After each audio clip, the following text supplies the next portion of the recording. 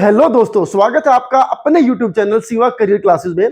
दोस्तों, अगर मैं आपसे पूछूं कि एक ब्लैक अमेरिकन महिला अमेरिका के अंदर एक ऐसी क्रांति लेकर के आ सकती है कि सुप्रीम कोर्ट के जज तक को यह बात माननी पड़ी कि अब तक जो होता आया है वो गलत है, जो सेग्रीगेशन होता आया है वो गलत है और ये महिला जो कह रही है वो सही है। जी हाँ, आज हम बात करेंगे एक ऐसी महिला की जिसने अमेरिका के अंदर एक क्रांति लाई, जिसको वहां के सिविल राइट्स मूवमेंट की मदर माना जाता है और उस महिला का नाम था रोजा पार्क्स।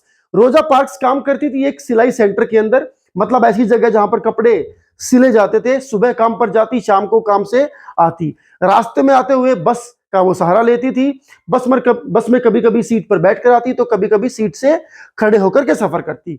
शाम होते होते थक जाती थी, इसलिए जब घर आती तो फटाफट काम निपटाया और आराम किया और सुबह उठ करके फिर से काम पर दौड़ी। अब सवाल क्या है? सवाल ये है कि उस जमाने में एक सेग्रीगेशन की पॉलिसी थी। वैसे हालांकि 1860 के बाद अब्राहम लिंकन ने स्लेवरी सिस्टम को अमेरिका से खत्म करा दिया और जो कॉन्स्टिट्यूशन है अमेरिका का वो इक्वलिटी के ऊपर बेस है, मतलब देश के अंदर हर नागरिक को समान अधिकार हैं, बराबर के अधिकार हैं। और 1868 के अंदर ये बात संविधान के अंदर लिख दी गई थी कि सभी लोग एक समान हैं। लेकिन फिर भी ये घटना है 1955 की, और जिस घटना का मैं जिक्र कर रहा हूं ये दिन है 1 दिसंबर 1955 का। ठीक रोज की तरह ही रोजा पार्क्स जो है वो अपने काम से निकली। उस दिन थोड़ा सा ज्यादा दर्द था उसके पैरों में, तो उसको लगा अगर आज सीट मिल जाए, अगर मैं बैठकर सफर करूं तो बहुत अच्छा होगा। दोस्तों, उसको सीट मिली।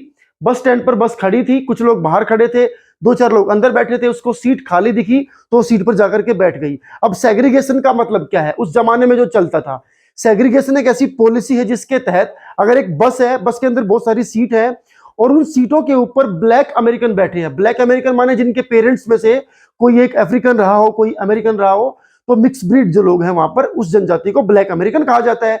इसी से संबंधित थे बराक ओबामा जी, जो वहां के राष्ट्रपति भी बने। तो 1955 में जब 1 दिसंबर की घटना है, तो शाम को जब वो बस में बैठी तो उसको सीट तो मिली और वो बैठ भी गई। लेकिन जब कंडक्टर ने सीटी बजाई बस चलने के लिए तो बहुत सारे गोरे लोग भी बस में चढ़े, और जब बस में चढ़े तो जैसे ही बस भरती हुई नजर आई तो जितने भी ब्लैक लोग सीटों पर बैठे थे उन सब ने सीट छोड़ दी, क्योंकि सेग्रीगेशन था, ये नियम था, ये लॉ था उस जमाने में कि अगर कोई ब्लैक सीट पर बैठा हुआ गोरा खड़ा होकर के सफर नहीं करेगा, व्हाइट लोग खड़े होकर के सफर नहीं करेंगे, उनको सीट मिलनी बड़ी जरूरी है। लेकिन ये सब देख करके उस दिन एक रोजा पार्क्स के दिमाग में ये बात आई कि क्यों ऐसा होता है, सबको इक्वलिटी मिलनी चाहिए, पैरों में दर्द तो सबके बराबर ही होता होगा।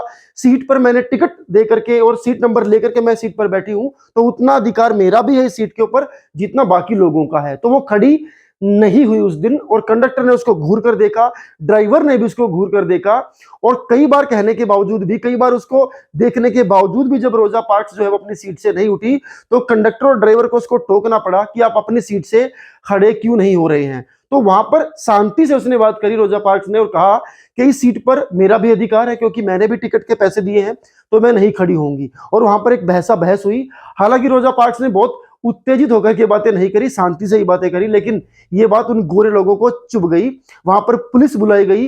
पुलिस ने 1 दिसंबर 1955 को रोजा पार्क्स को गिरफ्तार कर लिया और ये बात सनसनी की तरह पूरी ब्लैक कम्युनिटी के अंदर फैल गई। अब यहां से बात जब आगे बढ़ी तो धीरे धीरे ये बात जब फैली तो सब लोगों ने इकट्ठा होना शुरू किया। कई व्हाइट लोगों ने भी, पढ़े लिखे लोगों ने इस बात का समर्थन किया कि हाँ, बात तो सही है, और बात इतनी सही है कि जब एक आदमी को सीट पर बैठने का अधिकार है तो दूसरे को भी सीट पर बैठने का अधिकार उतना ही है, क्योंकि दोनों ने बराबर के पैसे दिए हैं टिकट खरीदने के लिए। और 5 दिसंबर 1955 को पूरी की पूरी ब्लैक कम्युनिटी ने, बस चलती थी, उनका बॉयकॉट करना शुरू कर दिया।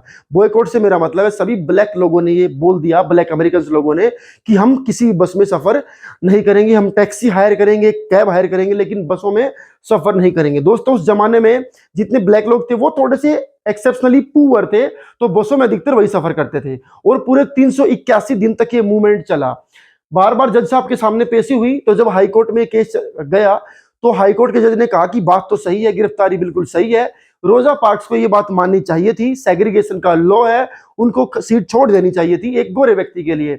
जब ये केस सुप्रीम कोर्ट में दाखिल किया गया तो सुप्रीम कोर्ट के जज ने जब पूरी बात सुनी तो उन्होंने ये पाया कि ये बहुत गलत है। इस तरह की पॉलिसी किसी भी समाज के ऊपर धब्बा होती है, जहां पर केवल रंग के आधार पर आप तय करोगे कि सीट पर कौन बैठेगा और सीट पर कौन नहीं बैठेगा। और इस फैसले के बाद एक नई चीजें निकल करके सामने आई कि अमेरिका में भी अब इक्वलिटी मिलेगी, ब्लैक लोगों को भी और व्हाइट लोगों को भी। और इसका पूरा क्रेडिट जाता है रोजा पार्क्स को।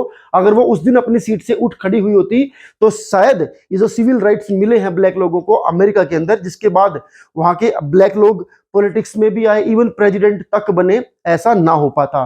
तो कैसी लगी आपको कहानी रोजा पार्क्स की? अगर अच्छी लगी हो तो वीडियो को लाइक जरूर करें और अपने कमेंट्स जरूर छोड़ें कि आप इस बारे में क्या मानते हैं कि इस तरह की परंपराएं समाज के लिए कितना खतरनाक है। और अगर आपको हमारा कंटेंट पसंद आता है तो आप हमारे चैनल को सब्सक्राइब भी कर सकते हैं। Thank you.